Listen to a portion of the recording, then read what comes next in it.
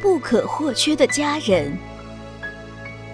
一位年约30岁的胡先生育有一个儿子，由于胡先生工作忙碌，不能经常陪伴自己的儿子，于是便买了一只公猫给儿子当宠物。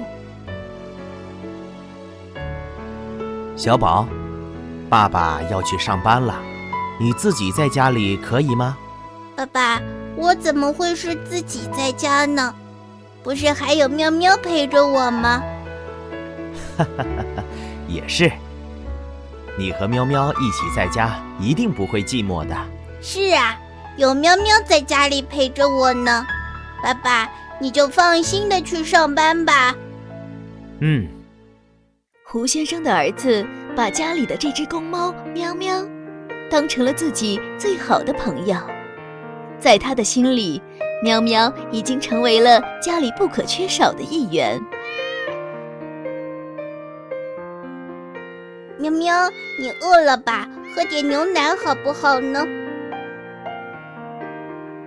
喵喵，你是要我也一起喝牛奶吗？你先喝吧，一会儿爸爸就回来了，他会给我带午饭的，到时候我会挑一些好吃的给你吃。是爸爸回来了！爸爸，你回来了呀！这就是我的儿子小宝。小宝，这位是爸爸的同事黄叔叔。黄叔叔您好。你也好啊。小宝可真懂事啊。走，小宝，今天中午我们要和黄叔叔一起去餐厅吃饭。今天中午要去餐厅吃饭呀？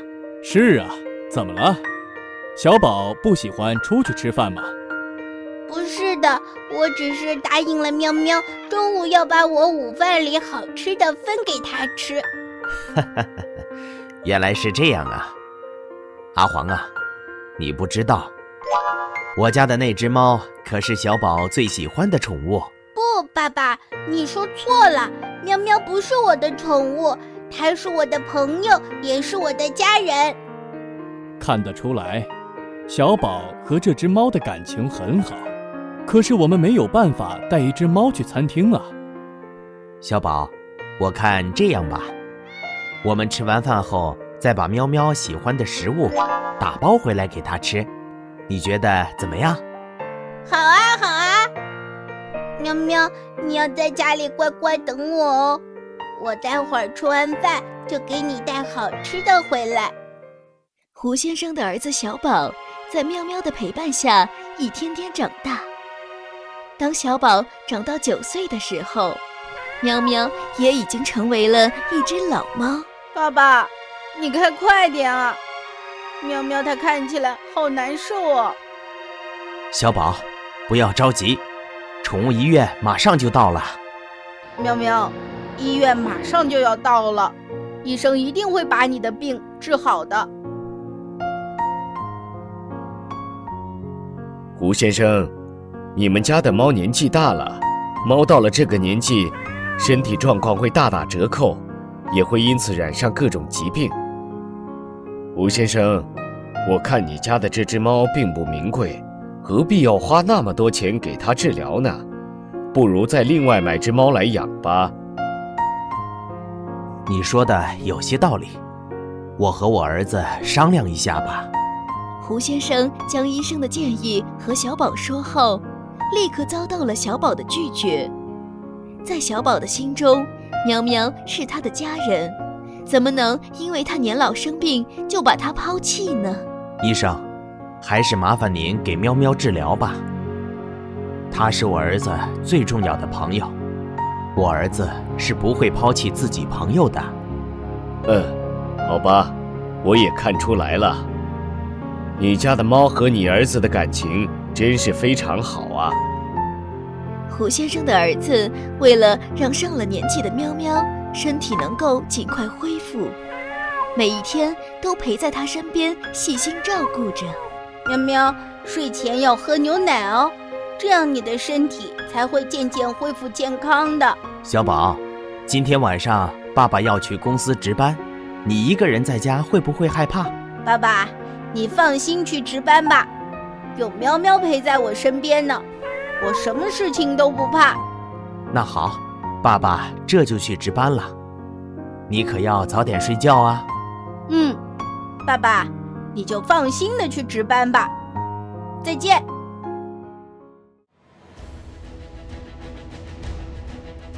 喵喵，天还没有亮啊，你这是干嘛呢？喵喵，你这是要带我去哪里呀？这是怎么回事？凌晨时分，发生了6.7级地震，胡先生家所在的大楼发生坍塌意外，16层楼瞬间倒成4层楼。小宝，小宝，爸爸来了，你在哪里呀？小宝，你听到没有？你在哪里呀？这位先生，你的亲人在大楼里面吗？是的，我的儿子小宝在家里，我家住在10楼。先生，请你放心，我们一定会找到你儿子的。各位伙伴们，在10楼里还有个孩子，大家赶快分头寻找。小宝，你在哪里？你在哪里呀？小宝，小宝，你有听见爸爸叫你吗？爸爸回来了，你有听到吗？唉，看来这个孩子是凶多吉少啊。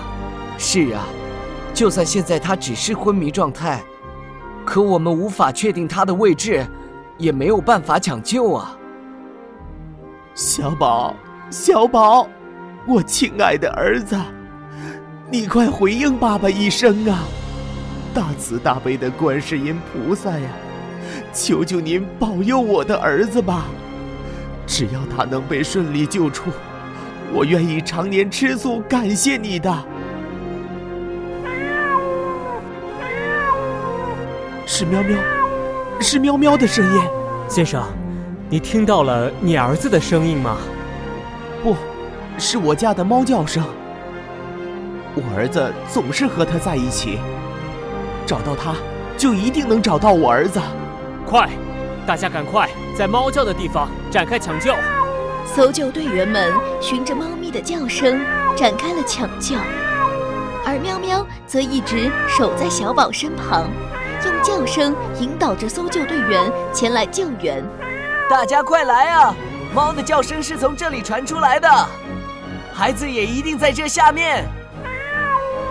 我的儿子，我的小宝肯定就在这下面。小宝，不要害怕，爸爸来救你了。很快的，大家发现了昏倒在废墟里面的小宝和守在他身边的喵喵。